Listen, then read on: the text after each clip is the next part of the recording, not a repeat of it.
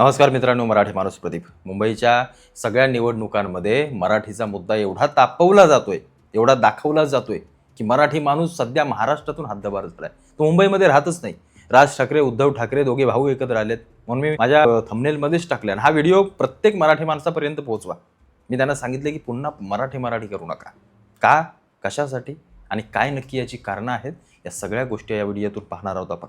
कारण किती दिवस आपण नुसतं मराठी माणूस म्हणत आम्ही रडत बसणार आहोत. ही शहरं आमच्या मातीतली, आमच्या जमिनीवरची, आमच्या आजूबाजूच्या, आमच्या हक्काची, पण आजही आम्हाला दुसऱ्याला दोष द्यावा लागतो, दुसऱ्या बोटं ठेवावी लागतात. का? आम्ही सक्षम नाही आहोत म्हणून दाखवावी लागतात. मी असं का म्हणतोय, कशासाठी म्हणतोय जरा सांगतो तुम्हाला. मराठीचा सगळा मुद्दा आणि या सगळ्या गोष्टी गेले 20-25 वर्षापासून चालू आहे. म्हणजे राज ठाकरेंचा पक्ष तर मराठीवरतीच सगळ्या उडी घेतले त्यांनी, त्याच सगळ्या विषयाला हात घालतात. याच्या आधी बाळासाहेब घेत होते, बाळासाहेबांनी देखील या सगळ्या गोष्टी हाताळल्या. पण नक्की गुजराती, मारवाडी असो किंवा तुमचे हे बाकीचे सगळे बाहेरची लोक असो, यांच्यामुळं मराठी माणूस मागाय का, याचा विचार आपल्याला जरा व्यवस्थित करावा लागेल. म्हणून मी राजसाहेबांना म्हटलं, उद्धव ठाकरेंना म्हटलं, सारखं मराठी करू नका. तुम्हाला मराठी का मागाय, मराठी माणूस का मागाय हे तुम्हाला माहितीच नाही. आपल्याला असं वाटतं की मुंबईमध्ये मराठी माणूस राहिला नाही, तो बाहेर निघून गेला, मुंबई उपनगरामध्ये निघून गेला, मग अगदी विरारपर्यंत, अगदी गुजरातपर्यंत जाऊन पोहोचला, इकडं नाशिकपर्यंत जाऊन पोहोचला, इकडं खाली रायगडपर्यंत जाऊन पोहोचला. शहर जिकडं वाढत चाललंय तिकडं मराठी माणूस धावत सुटलाय. या सगळ्या गोष्टी पाहता मराठी माणूस आम्ही कसा कमकुवत आहे हे सगळं दाखवतोय. पण तो का कमकुवत आहे या सगळ्या गोष्टी आम्ही कधी पाहणार आहोत की नाही? एखाद्या गुजरात्या, मारवाड्याच्या समाजामध्ये जा, त्यांच्या समाजामध्ये जाऊन एकदा बसा, एकदा आपल्या मराठी माणसाच्या समाजामध्ये येऊन बसा, तेव्हा तुम्हाला समजेल की आपला समाज मागे काय. आम्ही फक्त निवडणुकांपुरतं मराठी करणार. अरे आपला मराठी माणूस मागे का आहे याची कारणं तर शोधा. आम्ही प्रत्येक गोष्ट फक्त एखाद्याला दोष देण्यात घालवणार. बाहेर ना आले त्यांना जागा मिळाली म्हणून आले. इथं काहीतरी मिळतं, इथं हाताला लागतंय म्हणून लोक आले. झोपडपट्ट्या, मुंबईचा जाऊन अभ्यास करा. मी रोज फिरत असतोय मुंबईमध्ये बारीक सारीक गोष्टींचा अभ्यास करत. झोपडपट्ट्यांमध्ये आपली मराठी माणसं वर बघणार, वर राहणारी सगळी चकचकीत बंगल्यांमध्ये, चकचकीत तुमच्या फ्लॅटमध्ये, मोठ्या इमारती, गगनचुंबी इमारतींमध्ये राहणारी सगळी लोक काय करतात बरं? हे सगळे व्यवसायामध्ये आहेत. आमच्या मराठी माणसाचा व्यवसायातला टक्का किती आहे मुंबई शहरात? आम्ही सगळे गावाखेड्याकडून आलोय, सगळं सोडून. आमच्या आजी आजोबा, तुम्ही अख्ख्या महाराष्ट्रातला ग्रामीण भाग चाललात ना जरा, प्रत्येक घरामध्ये फक्त आणि फक्त आजी आणि आजोबा आहे, बाकी कोणी नाही. सगळी 7-8 गावं उघडी पडलेत. आम्ही सगळं सोडून आलोय. इथे येऊन करायला काय आलोय? आम्ही नोकरी करायला आलोय. आमची मानसिकता मराठी समाजाची काय आहे? आम्हाला नोकर व्हायचंय. नोकर ही आमची मानसिकता आहे. आम्हाला नाही वाटत आम्ही काहीतरी एखादं पाऊल उचलावं, आम्ही एखाद्या व्यवसायामध्ये जावं. आम्हाला सांगावं लागतं मराठी माणसाला की व्यवसाय कर. आज आमच्या संपूर्ण मुंबई शहराचा अभ्यास केल्यानंतर आम्हाला समजतं की मराठी माणूस अगदी मोजक्या ठिकाणी व्यवसायामध्ये, अगदी मोजक्या ठिकाणी. गावाखेड्यामध्ये आमचा मराठी माणूस त्या राजकारणामध्ये अडकलेला, त्या समाजकारणामध्ये अडकलेला, घरगुती सगळ्या लफड्यांमध्ये अडकलेला, भावभावकीत अडकलेला. काही करायचं म्हटलं तर करू देत नाहीत. बरं, करायला गेलं तर आपण मोठे कसे होणार याचा प्लॅन आपल्याकडे नाहीये. एवढ्या बारीक सारीक सगळ्या गोष्टींचा प्रभाव तुमच्या समाजावरती पडत असतो. राज ठाकरे आणि उद्धव ठाकरे सत्तेत येऊन बसले म्हणजे काय मराठी माणूस सोन्याच्या चमच्याने जेवणार नाहीये, हे समजून घ्या. हे आपल्याला समजलं पाहिजे. आपण या बाहेरच्यांना दोष, अरे हे आले, यांना का आले? यांना जागा मिळाल्या, यांना व्यवसाय करता आला. आपण त्यांच्या हाताचा घेऊ शकलो नाही.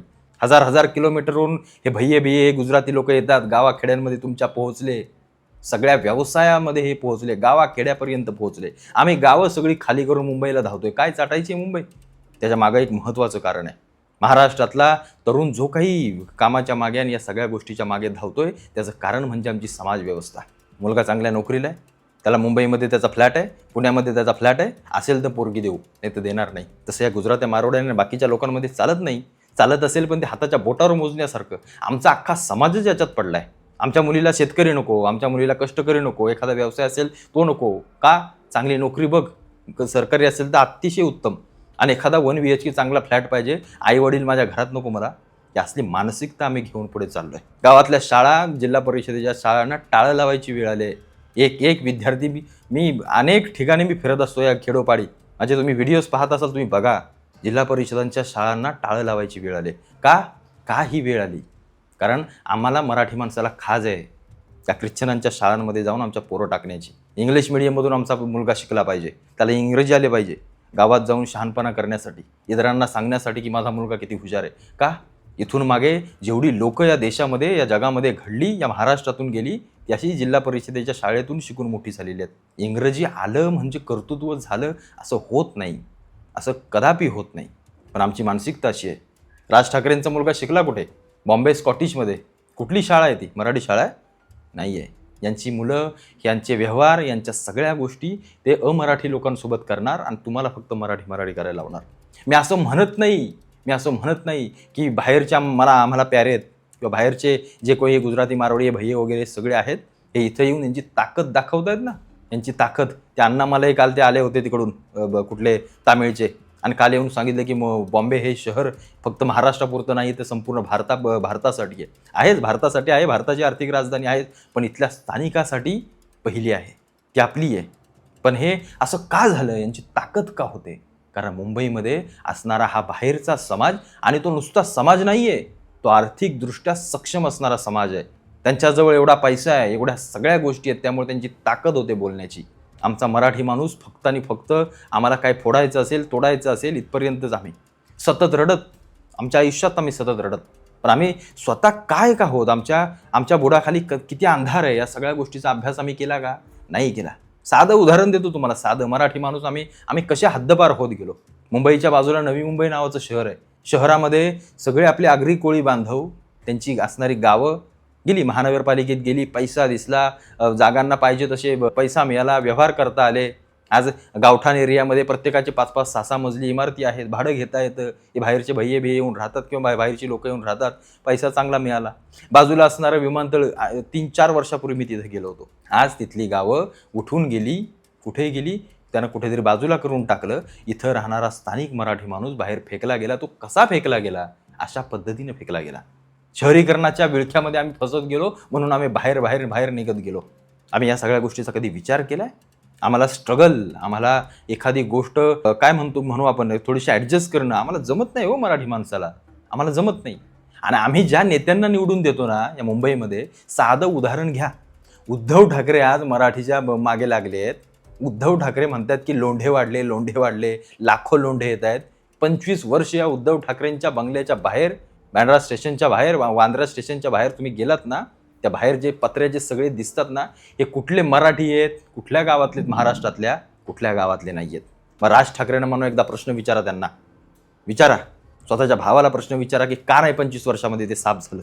धारावीच्या गोष्टी करतायत, धारावी अदानीने लुटली. अरे तुम्हाला माहिती आहे का त्या धारावीत कोण राहतं? किती मराठी टक्का आहे, किती तिथला स्थानिक टक्का आहे, किती तिथला स्थानिक कोळी आहे? जरा विचार करा या सगळ्या गोष्टींचा. हे अदानी अंबानी सगळे आले बाहेरून, मोठे झाले, त्यांनी त्यांच्या लोकांना मोठं केलं. आमचा समाज, आम्ही एकमेकांचे पाय खेचण्यात व्यस्त राहिलो फक्त, म्हणून आम्ही मोठे होत नाही. आज खेडोपाडी आमच्या जमिनी 7 बारे आम्ही रिकामे गेले. कोणाला विकले?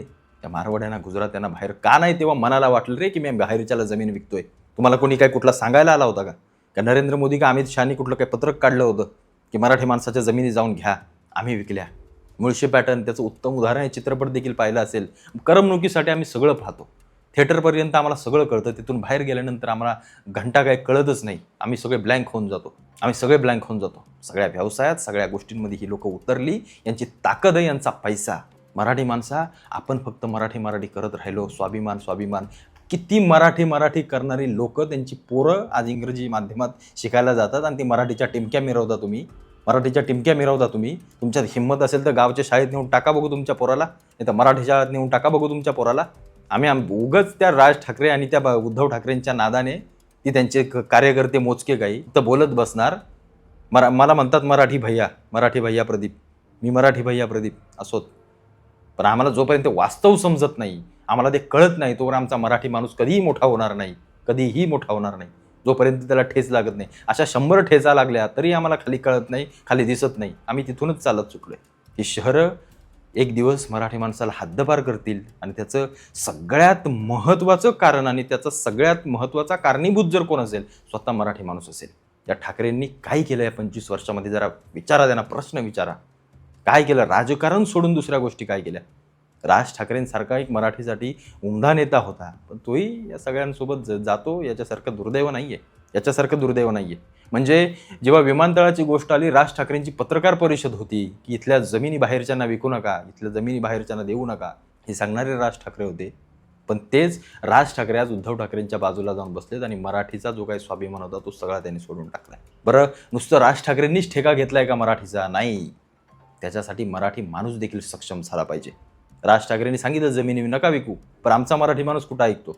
त्यामुळं आमची अवस्था कुणी केले? आम्हीच केले. एखाद्या गुजरात्या मारवाड्याने येऊन नाही केली आपली अवस्था. त्यांना जागा मिळाली, वाव मिळाली, त्यांनी येऊन धंदे टाकले, त्यांनी येऊन पैसा कमवला, सगळ्या गोष्टी केल्या. आम्ही फक्त काय याच्या कानाखाली मार, त्याच्या कानाखाली मार, याचं दुकान फोड, त्याचं दुकान फोड, याच्यात व्यस्त राहिलो. आम्ही फक्त नोकरी कशी 10-20 हजारात नोकरी मिळेल, संध्याकाळी घरी येऊन कसं आईवडिलांसोबत राहता येईल एवढाच विचार केला. या लोकांनी नाही विचार केला. या लोकांनी धंद्यामध्ये रात्रीचा दिवस केला. त्यांनी राजकारण, समाजकारण, गाव भावकी, याव द्याव सगळ्या गोष्टींमध्ये ते नाही, फटकळ गोष्टीमध्ये पडत, पायफळ गोष्टी नाही ते करत. ते कसे मोठे होतील, कसा पैसा कमवला जाईल, आपला समाज कसा मोठा होईल, आपल्यातला माणूस कसा मोठा होईल, याकडे ते लक्ष देतात. याचा बारीक विचार जरा करा, मराठी म्हणून थोडासा करा. मला देखील राग येतो या सगळ्या गोष्टीचा की आपल्या मराठी माणसाची अवस्था अशी आहे, पण ती आपणच केले. त्याच्यामुळे दुसऱ्याला आपण काही बोलू शकत नाही, दुसऱ्याकडे आपण बोटं दाखवू शकत नाही दाखवू शकत. यांचे समाज मोठे झाले कारण ते करणारी माणसं मोठी होती. आपला समाज कधी मोठा होणार नाही कारण आपण एकमेकांचे पाय खेचणारे आहोत. ही गोष्ट मी तळमळीनं सांगतो आणि वारंवार सांगत असतो. मला फरक नाही पडत मी राज ठाकरेंना बोलतोय, उद्धव ठाकरेंना, फडणवीसांना बोलतोय की एकनाथ शिंदेंना बोलतोय. मला फक्त हे एवढं कळतं की आमचा मराठी माणूस जेवढा चुकीचा आहे ना, तेवढे नेते तर आहेच, पण आमचा तेवढाच मराठी माणूस चुकीचा आहे. म्हणून आमची अवस्था ही मुंबई शहरामध्ये आज ही आहे. ही अवस्था आमची. अदानी अंबानींनी सगळ्या गोष्टी या देशातल्या चालवायच्या. आमचा मराठी माणूस काय करतोय? आम्ही फक्त नेत्यांच्या मागे झेंडे घेऊन भाषणं द्यायला, गाड्या फिरवायला. आमची पोरं काय करतात सोशल मीडियावरती? जरा कानोसा घ्या या सगळ्या गोष्टींचा. आपल्या मुली काय करतात सोशल मीडियावरती याचा जरा कानोसा घ्या, मग तुम्हाला कळेल किती बॉलिवूड इंडस्ट्रीमध्ये किती मराठी माणसं मोठी झाली. मराठी इंडस्ट्रीचे काय दिवस आहेत, का मोठी होत नाही? कारणं शोधा, कारणं. फुकटचे सल्ले आणि बाकीच्या सगळ्या गोष्टी सांगू नका लोकांना. बाहेरच्यांना शिव्या नका देऊ. बाहेरचा काय करतोय आणि काय नाही करत आहे ते बरोबर त्यांचं ते काम करतायत. तुम्ही काय करताय याचा एकदा विचार करा. राजकारणच हे मराठी माणसासाठी असेल ना, तर तुम्ही आज ना उद्या कधीतरी खड्ड्यात जाणार आहे, एवढं फक्त लक्षात ठेवा. जोपर्यंत तुम्ही सक्षम होत नाही, तुमच्या पिढ्या सक्षम होत नाही, तुमचा समाज सक्षम होत नाही, तोपर्यंत मराठी माणूस पुढे जाणार नाही. बोलण्यासारखं खूप आहे पण वेळ फार कमी आहे. पुन्हा एकदा बोलेनच मी या सगळ्या गोष्टींवरती. लोकांमध्ये देखील येऊन बोलायची फार इच्छा आहे, लोकांना सांगण्याची इच्छा आहे, पण तुर्तास इथंच थांबतो.